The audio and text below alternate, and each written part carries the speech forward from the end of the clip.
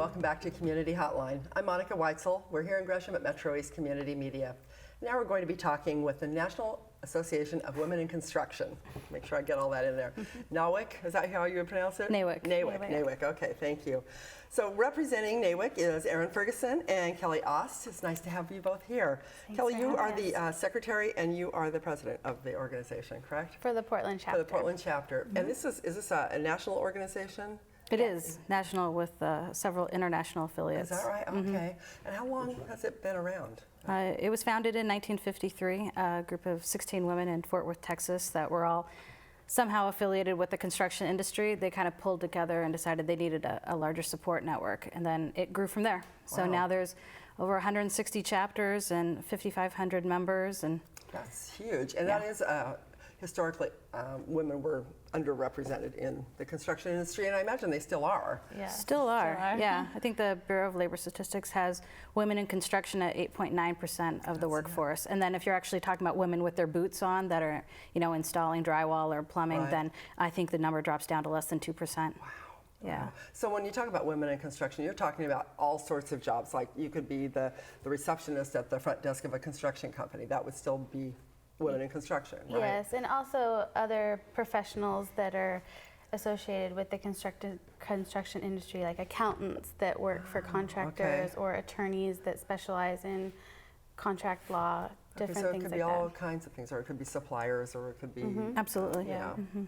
So what exactly do you do? I mean, you probably have regular meetings, but what is your mission in NAWIC? So our mission is to enhance the success of women in construction, and the ways that we do that are providing professional development opportunities in our meetings or our regional events that are seminars, workshops, conferences. So learning opportunities and networking? Yeah, is networking. that a big part of it? And just providing a support system for women to come together and kind of have a safe environment to ask questions and learn skills.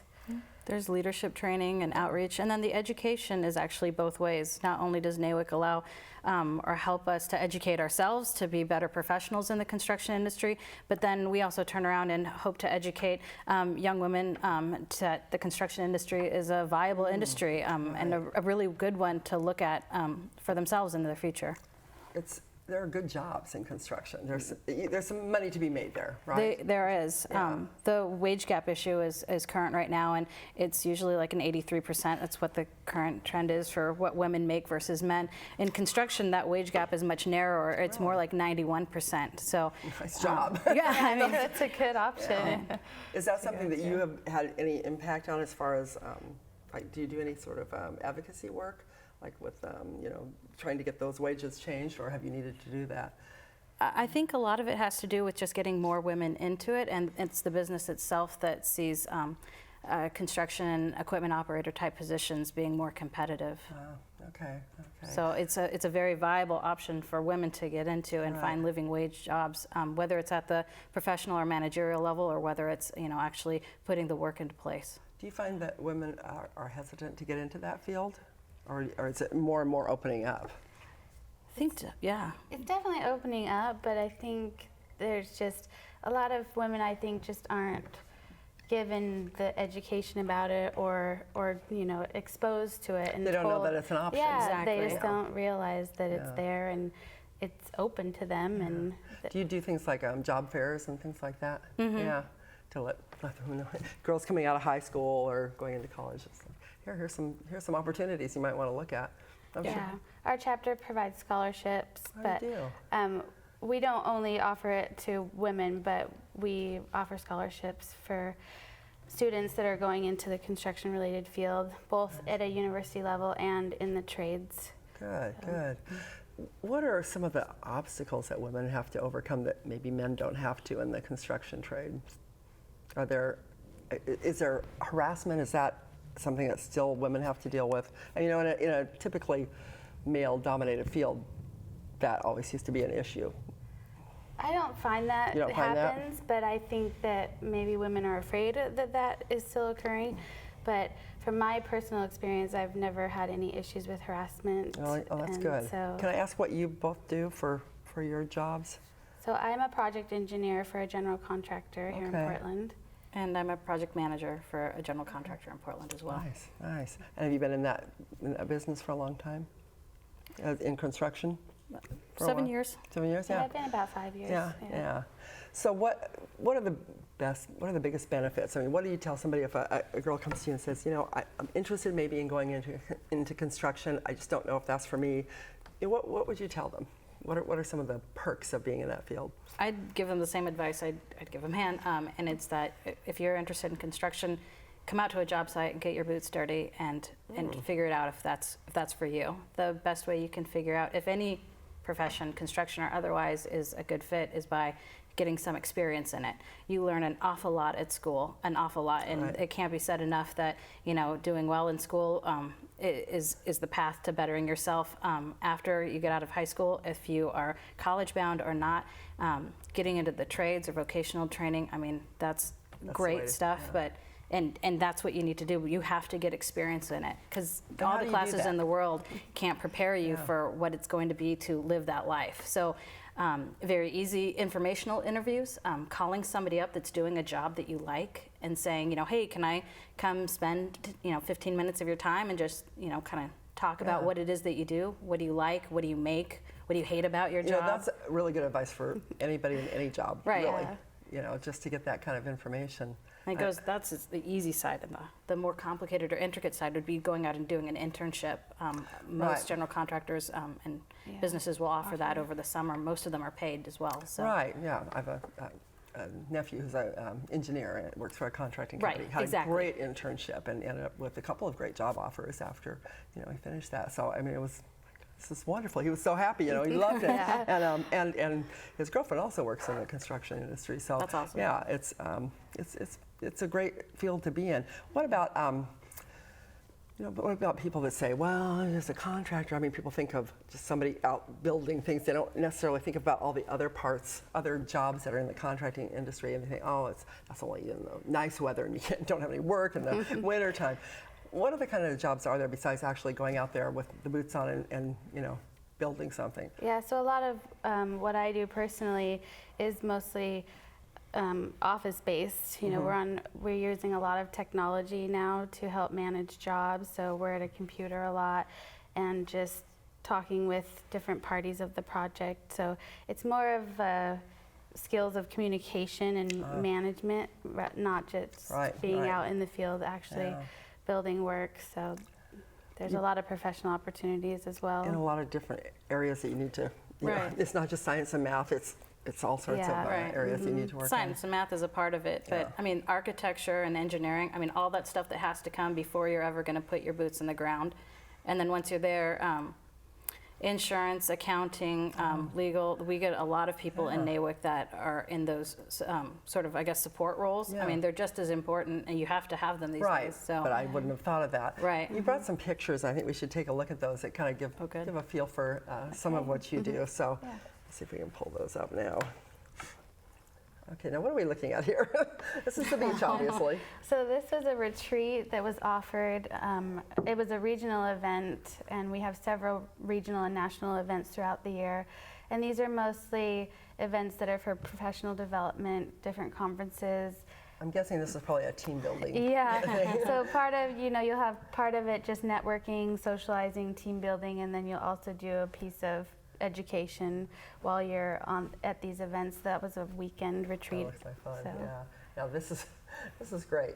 We have all these kids in their hard hats. Where would this be, and what are you doing here? So this is one of our outreach events. Like Kelly was saying, part of it is getting out and showing kids in the community that construction is a viable option.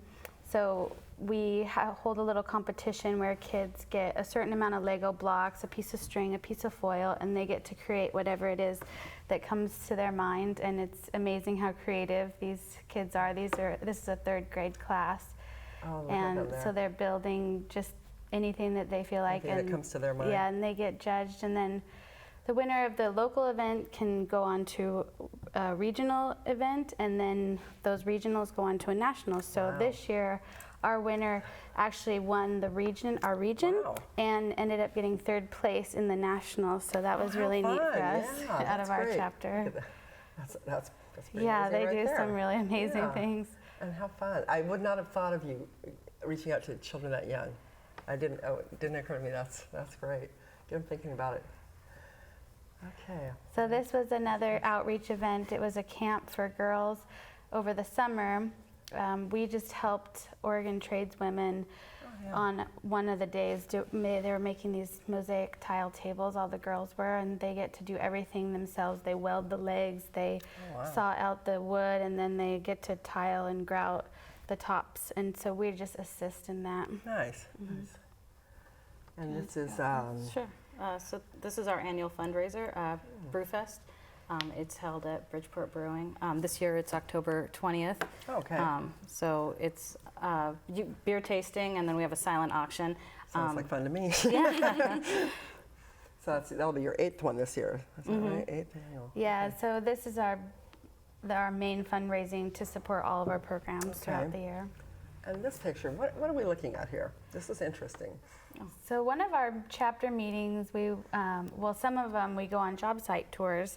So this one, I'm not sure exactly Looks like the zoo. where it was, but yeah, we did tour the zoo because one of our members worked for the company that was building the new elephant habitat. So we took a tour of that, which is really neat. I'm not sure exactly which this is, but It almost looks like, if there's this is the behind the scenes the stuff that goes on to build the habitat. So we try to do at least one job site tour a year during our chapter meetings. Great. And this This is a was job another site. job site tour of the Selwood Bridge project. Yeah. That was really a cool project. I bet. It's interesting to the things you don't think about going into all these projects. We're just about out of time. So you have the monthly chapter meetings. If somebody were interested in being part of the construction industry, could they go to a meeting and sit in on it, or are they closed meetings? They're open to everyone. Okay. Sometimes we talk about chapter business, but it's all open to anyone and everyone to come. Might give somebody a feel for what you're all about and see if they want to be part of that. They're the third Thursday of every month, and they're open to anyone. Okay, and they could go to your website to get the information. We'll have the website address up on the screen as soon as we're done here. Block Kids, is that the program that you were doing with the Legos? Yeah. Okay. Well, we are just about out of time, so all this information is on the website. Yes. And if people have questions, they can go to the meeting, or they can contact you, and you can get more information on how to get involved in the construction trade. Yes. Yeah. Thanks very much for being here, both of you, Sarah Kelly and Aaron. Thank you. And I appreciate the work that you're doing and supporting women in this industry, and keep it up. It's a Great. job. Thank you. Thanks a You lot. bet. And thanks to Liz, who arranged for getting you ladies on here today. Appreciate it. Thanks very much for watching this segment of Community Hotline. This is an industry that is open, that has a lot of potential for women to make some money, to have some leadership roles, and to really grow. So check it out. And don't go away. We'll be right back with more of Community Hotline.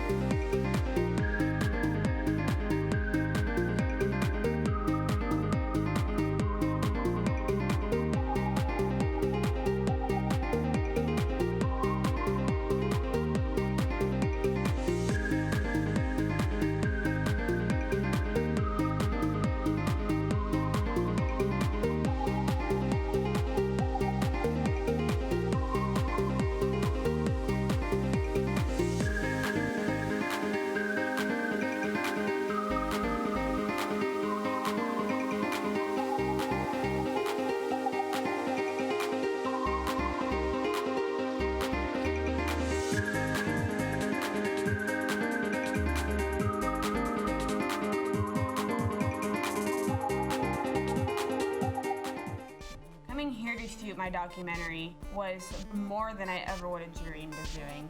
This is a community media station. It was phenomenal. Ready, camera one. What is it about this place that makes so many different people come together? Ready, camera two. Very professional, experienced people. You can use these industry standard pieces of equipment. Ready, camera three. Take three.